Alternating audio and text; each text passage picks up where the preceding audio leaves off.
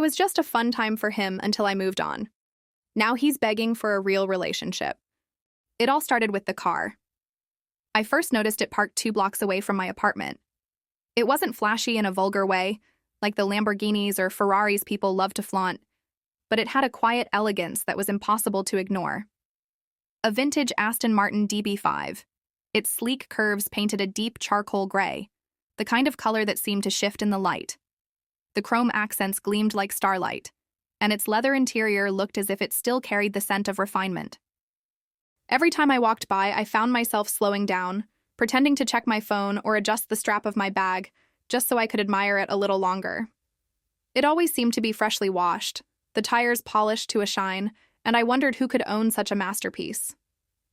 I'd ask myself questions, spinning stories in my head. Was it owned by some reclusive artist who painted in their attic by day and raced through the empty streets by night? Or maybe a retired spy who couldn't let go of the thrill of his youth?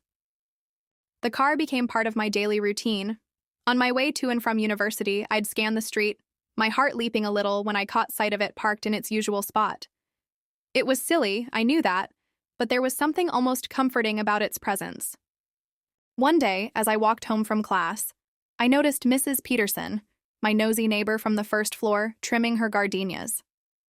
Mrs. Peterson had a knack for knowing every detail about everyone in our small neighborhood, and while I tried to avoid her gossip sessions, curiosity got the better of me. "Mrs. Peterson," I said, stopping by her fence, "you wouldn't happen to know who owns that gorgeous car, would you? The vintage Aston Martin a couple of blocks over?" Her eyes lit up, as if she'd been waiting for someone to ask. "Oh, that one belongs to David," she said, drawing out the name as if it held some sort of weight. "He lives in that brick complex on the corner. Moved in a few months ago. Keeps to himself, though. Quiet but polite. Handsome, too, if you ask me. A bit too old for you, dear?" I laughed nervously, brushing off the comment. But now I had a name to match the car, and I couldn't help but let my mind wander further. A week later, I saw him for the first time. I was walking home late, juggling my bag and a pile of books I'd borrowed from the university library, when I spotted the car pulling into its usual spot. The headlights dimmed and the door swung open. He stepped out, and for a moment it felt like the world slowed down. David was tall, with broad shoulders and a confident stride that seemed to command the space around him. He had the kind of face that made you look twice: sharp cheekbones, a strong jawline, and piercing green eyes that caught the fading sunlight. His dark hair was slightly tousled, as if he'd just run a hand through it, and he wore a leather jacket over a crisp white shirt. Everything about him exuded masculinity, mystery, and a quiet sort of danger. My breath caught in my throat and I froze, watching as he locked the car and walked into his building. He didn't notice me, of course, but I felt like I'd been hit by lightning. My knees were weak, and my heart raced. The memory of him lingered in my mind for days. I couldn't help but look for him whenever I walked by his building, though I never saw him again. Not right away, at least. A few days later, on a gray and drizzly morning, I was rushing to catch the bus to university when I saw him again. This time, he wasn't near the car, but standing by the entrance to my apartment complex. He looked distracted, glancing around the street as if searching for something. I hesitated, clutching my bag tightly. Should I say something? My timid nature urged me to keep walking, but there was something in his expression, a slight furrow of his brow, the way his lips pressed together, that made me stop. I cleared my throat, forcing myself to step closer. "Excuse me, is everything okay?" He turned to me, and for a second I forgot how to breathe. His eyes locked onto mine, and a slow, easy smile spread across his face. "Ah," he said, his voice smooth and rich like velvet. "I seem to have lost my car." I blinked, surprised. "You lost your car?" He chuckled, the sound deep and warm. "I've been walking around for 10 minutes and I can't remember where I parked it last night. Embarrassing, isn't it?" I couldn't help but laugh, the tension in my chest easing slightly. "It's parked on Maple Street," I said. "Same spot as usual." His eyebrows lifted in surprise. "You know where I park?" Heat flooded my cheeks. "Well, your car stands out," I admitted, trying to sound casual. He smiled again, this time with a hint of something mischievous in his eyes. I suppose it does. Thank you. Isabel, I said quickly. Isabel, he repeated, and the way he said my name made it sound like a melody. I'm David. He extended his hand and I shook it, feeling the strength in his grip. Let me repay you sometime, he said, his tone suddenly low and inviting. How about dinner? My treat. I stared at him, caught off guard. Was he serious? But the smile on his face was so genuine, so utterly charming, that I found myself nodding. Okay, sure. We exchanged numbers and I walked away feeling like I was in a dream. Little did I know, that was only the beginning. David called me 3 days later. I'd been staring at my phone so much it felt like I could will it to ring. When his name lit up the screen, my heart jumped into my throat. Hi, Isabel, it's David. His smooth, velvety voice came through the speaker. I managed to sound calm. Oh, hey, how are you? Better now, he said with a hint of playfulness. Are you free this Friday evening? I'd like to take you out for that dinner I owe you. I agreed, and we made plans for 7 p.m. He wouldn't tell me where we were going, only that I should dress nicely. That Friday, I spent hours getting ready, settling on a sleek black dress that felt both elegant and slightly daring. When he pulled up outside my apartment in the Aston Martin, my breath caught. The car was stunning as always, but David looked like he'd stepped out of a magazine. He wore a tailored navy suit, the crisp white shirt open at the collar, revealing just a hint of his tanned skin. You look beautiful, he said as I slid into the car. And you look... I trailed off, unsure how to describe the effortless confidence he exuded. Amazing. He chuckled. I'll take that. The restaurant he took me to was a hidden gem. Intimate, dimly lit, with flickering candles on every table. It wasn't ostentatious, but it oozed sophistication. You didn't tell me we were going somewhere so fancy, I said as we settled into a corner table. David leaned back in his chair, his gaze steady and intense. You deserve nothing less. Heat rose to my cheeks and I looked down at the menu, pretending to study it. We ordered wine, and as the conversation flowed, I found myself relaxing. David had a way of making you feel like the only person in the room. He asked about my studies, my family, my dreams, and he listened intently, as if every word mattered. What about you? I asked. What do you do? He smiled, swirling his wine glass. I run a small business, real estate development. That doesn't sound small, I said, raising an eyebrow.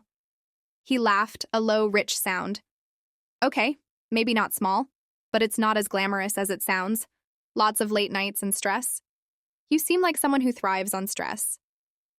Guilty, he admitted. What about you, though? Where do you see yourself in 5 years? The question caught me off guard. I'm not sure. I mean, I want to finish my degree, maybe work in publishing, but it's all so far away, you know? David tilted his head, studying me. You're more driven than you give yourself credit for. I can see it. His words warmed me in a way I didn't expect. After dinner, he offered to drive me home, but when we pulled up in front of my building, neither of us moved to get out. The air between us felt charged, heavy with unspoken things. Do you want to come up for a coffee? I asked, my voice barely above a whisper. David's eyes met mine, dark and unreadable. Are you sure? I nodded, unable to form words. Upstairs, the tension only grew. I made coffee, but neither of us touched it. Instead, we stood in my small kitchen, the space between us shrinking with every passing second. Isabel, he said, his voice low. Yes? Can I kiss you? I barely managed to nod before his lips were on mine. The kiss was gentle at first, testing, but it quickly deepened. His hand slid to my waist, pulling me against him, and I felt the heat of his body through the thin fabric of my dress. We moved to the couch, then to the bedroom, and everything after that felt like a blur of sensation. David was attentive, confident, and unhurried, as if he had all the time in the world to explore every inch of me. I'd never felt so wanted, so seen. When he whispered my name, it sounded like a prayer. I woke up to find him propped up on one elbow, watching me with a soft smile. Good morning, he said. Morning. I stretched, feeling a pleasant ache in my body. You're even more beautiful in the daylight, he said, brushing a strand of hair from my face. I laughed, burying my face in the pillow. Stop. You're embarrassing me. Never.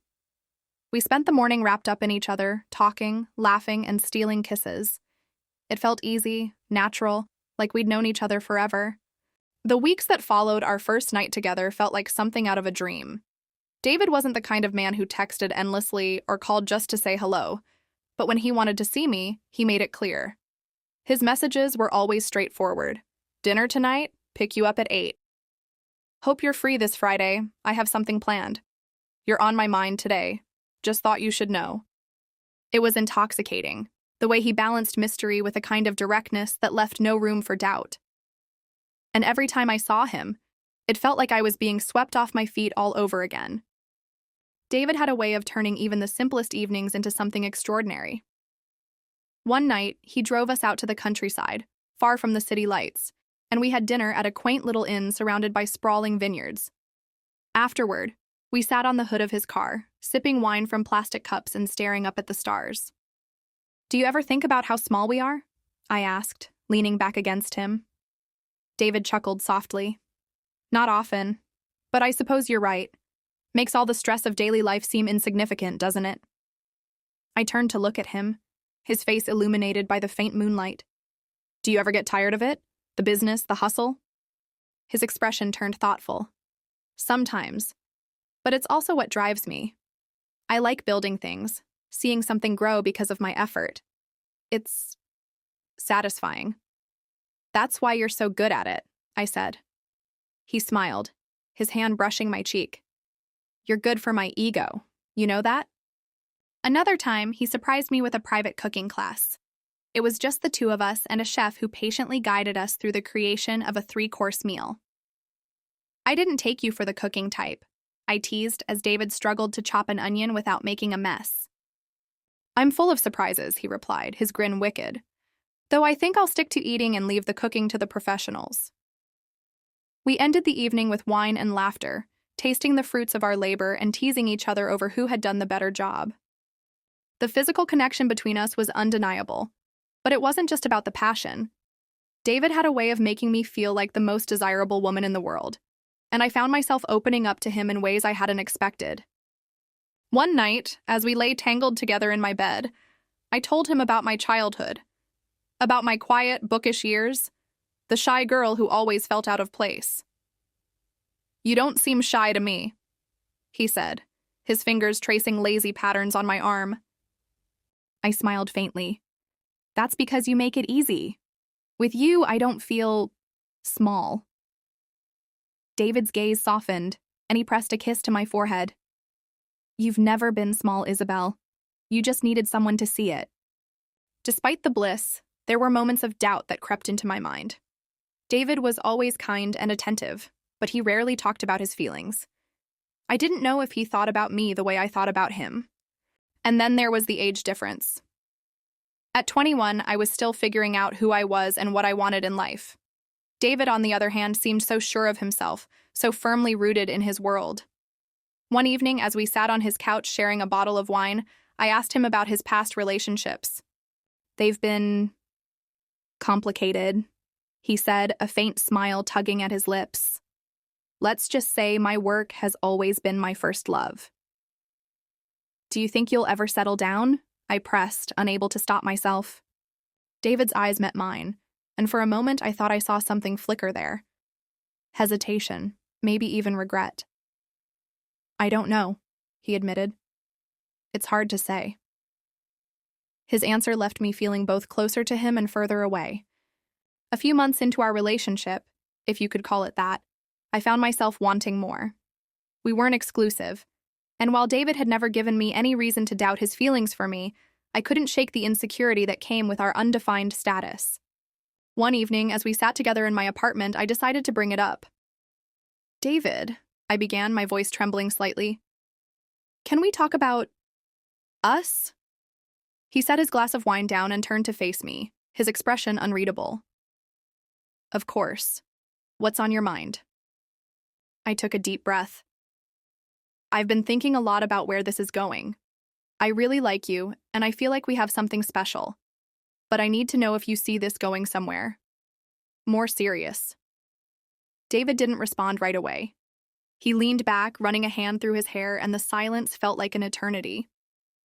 Isabel, he said finally, his tone careful, you're an incredible woman, and I care about you deeply, but the truth is, I'm not sure I can give you what you want. I stared at him, my chest tightening. Why not? He hesitated, then sighed.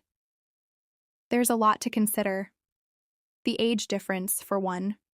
You're still so young, and I don't want to hold you back. You have your whole life ahead of you. David's words hung in the air between us, heavy and final.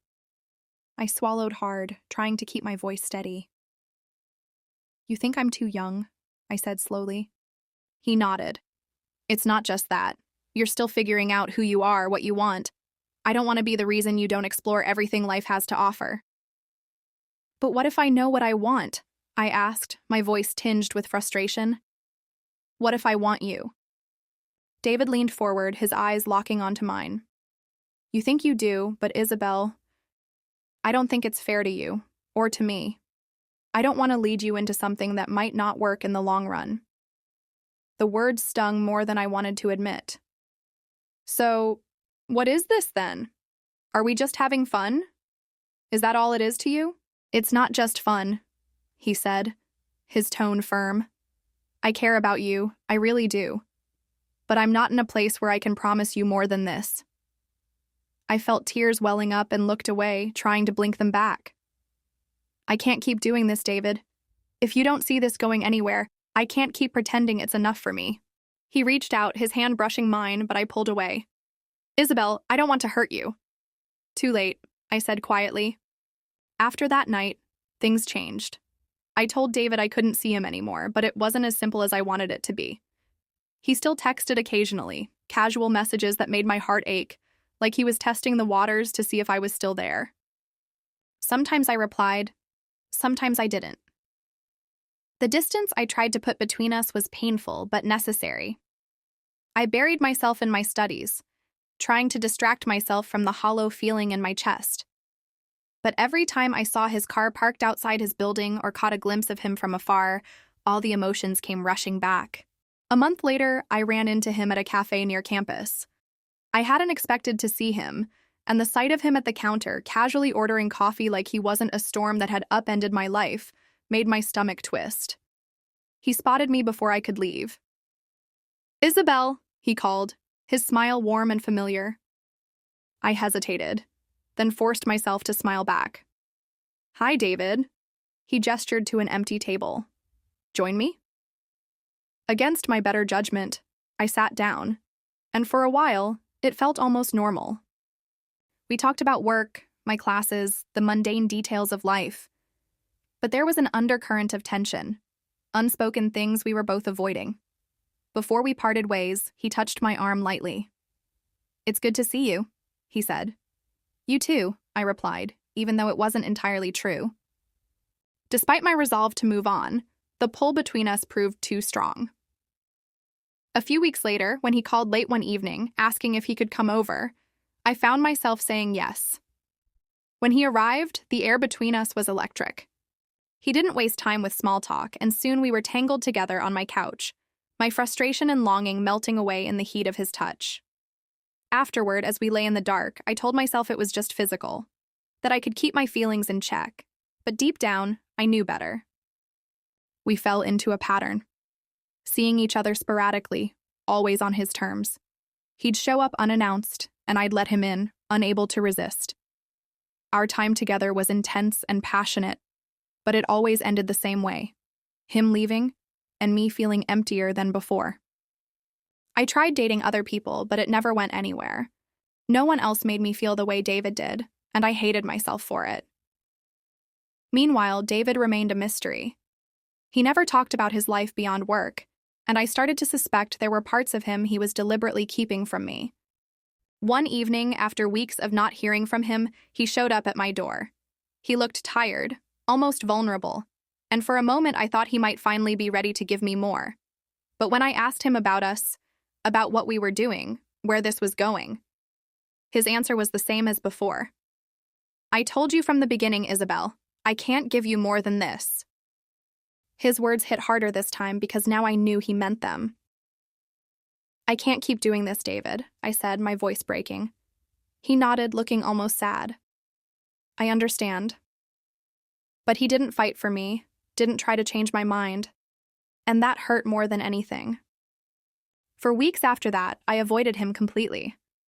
I stopped looking for his car, stopped hoping to see him. It was agonizing, but I forced myself to focus on my own life. Yet, even as I tried to move on, a part of me couldn't let go of the hope that he might change his mind. That one day he'd realize what he'd lost and come back to me, and though I hated myself for it, I knew I'd probably let him back in. It had been a couple of months since David and I had last spoken. I was doing my best to move on, focusing on school, and trying to regain a sense of normalcy. But just when I thought I was starting to heal, I saw him again. I was walking home from the market, arms full of groceries, when I caught sight of his car parked outside his building. The familiar jolt of longing and anger surged through me. But what stopped me in my tracks was the sight of a woman stepping out of the passenger seat. She was beautiful, tall, elegant, and confident in a way that made me feel small. David followed her out, his hand briefly brushing the small of her back as they walked toward the entrance. They were laughing, their heads close, as if sharing a private joke. My stomach twisted. I stood frozen on the sidewalk, staring as the two of them disappeared inside. I couldn't let it go. That evening, I texted him.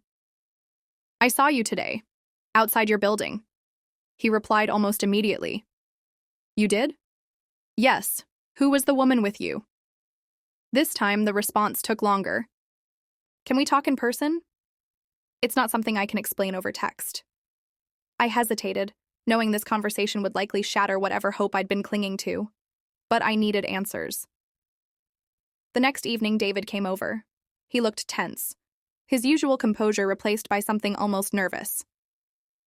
"Who is she?" I asked the moment he stepped inside. He sighed, running a hand through his hair. "Her name is Claire," he said, his voice low. "She's my wife." The word hit me like a physical blow. I stared at him, struggling to process. "You're married?" "Technically, yes," he admitted. "But we've been separated for over a year. The divorce is in progress." The room seemed to tilt. "You never told me." "I didn't think it mattered," he said, and the nonchalance in his tone made my blood boil. "Didn't think it mattered?" I repeated, my voice rising. "You lied to me, David. You let me think." I broke off, shaking my head. "I can't believe this." "I didn't lie," he said firmly. "I just didn't tell you everything." "That's the same thing," I snapped. "You've been hiding this part of your life from me the entire time we've known each other. Why? Did you think I wouldn't care?" He looked away, his jaw tight. "I didn't want to complicate things. I thought maybe it wouldn't matter if we were just having fun." The words cut deeper than I expected. "So that's all this has been to you? Fun?" "No," he said quickly. "It's not like that. I care about you, Isabel. I didn't mean for this to happen, but I couldn't stay away from you."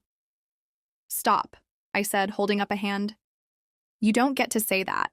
You don't get to justify this. You've been stringing me along, and I've been stupid enough to let you." David took a step closer, his eyes pleading.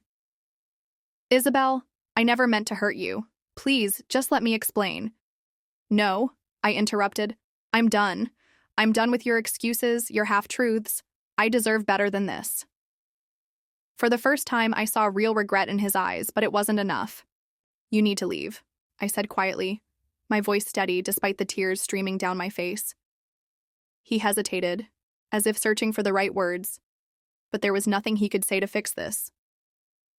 Finally, he nodded and walked out the door.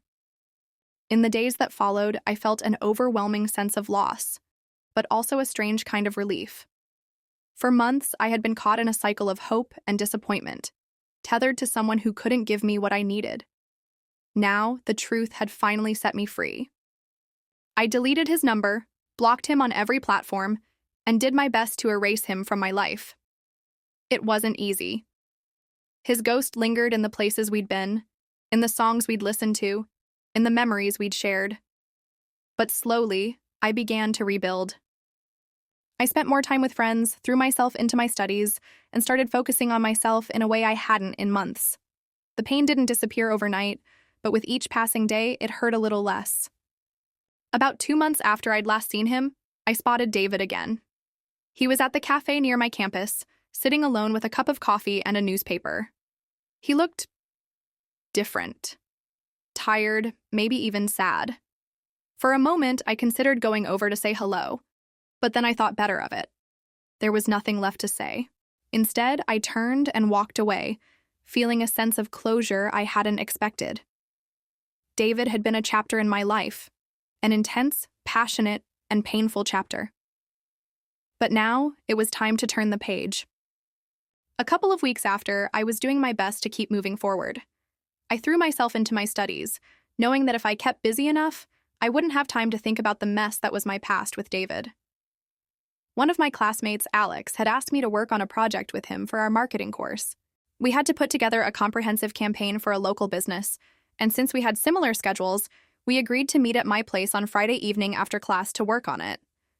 Alex and I got along well. He was kind, easy to talk to, and didn't make things complicated, exactly what I needed after everything with David. We didn't have any romantic tension between us, which was a relief. It was nice to have someone who was just a friend. Friday came, and after a long day of classes, I let Alex in when he arrived. We settled in the living room, spread out our notes and laptops, and got to work.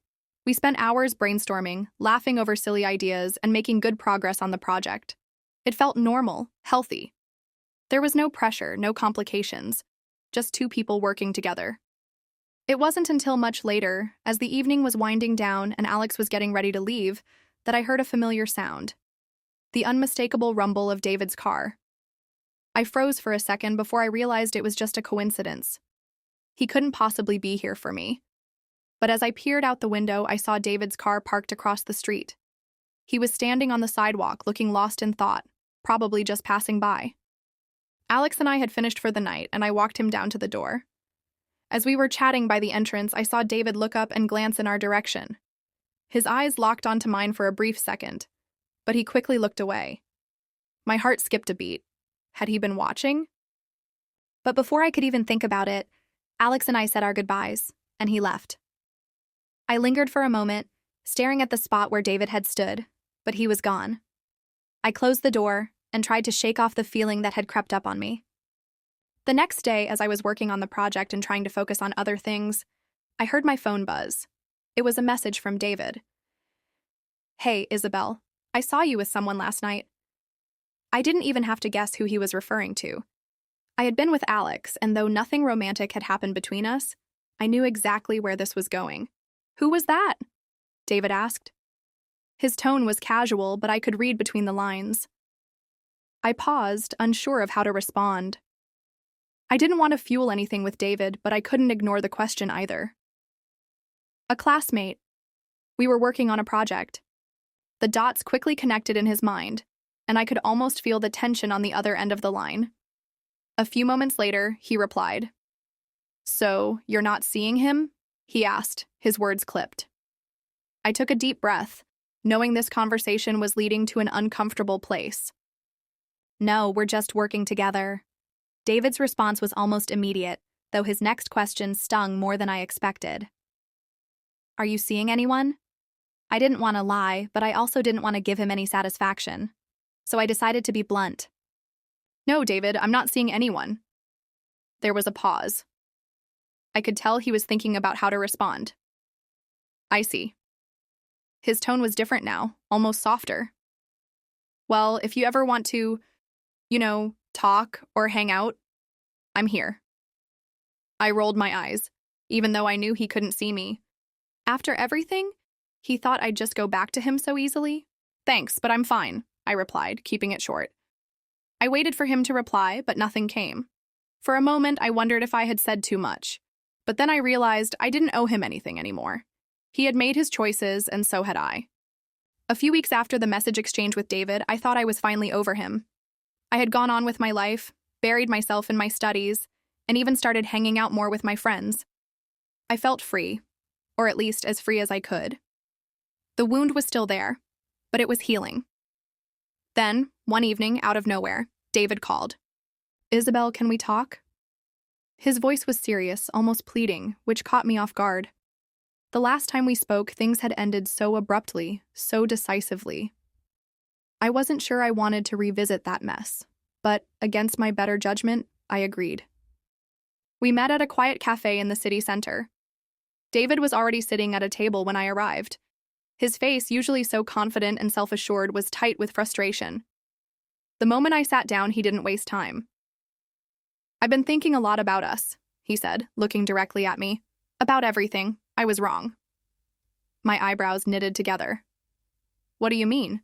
David sighed, rubbing the back of his neck as if searching for the right words. "When we first met, I didn't take you seriously. I thought you were just young. You didn't have enough experience, and I thought we could have some fun, keep things casual." He paused, eyes dark with regret. "But I was wrong about you." I didn't say anything, letting him continue. The words stung, but not in the way they used to. I had heard enough of his excuses, of his "I didn't know what I had" line. "You're not just some girl I can have fun with," David went on, voice softening. "You're smart, you're strong, you're independent, and I'm sorry I didn't see that before. I should have treated you better from the start." I folded my arms, leaning back in my chair, trying to keep my composure. I had been waiting for him to say something like this. But now that he had, it didn't have the same impact I had imagined. "You weren't wrong about me, David," I finally said. "You were wrong about us. You didn't want me the way I wanted you, and I was too naive to see it.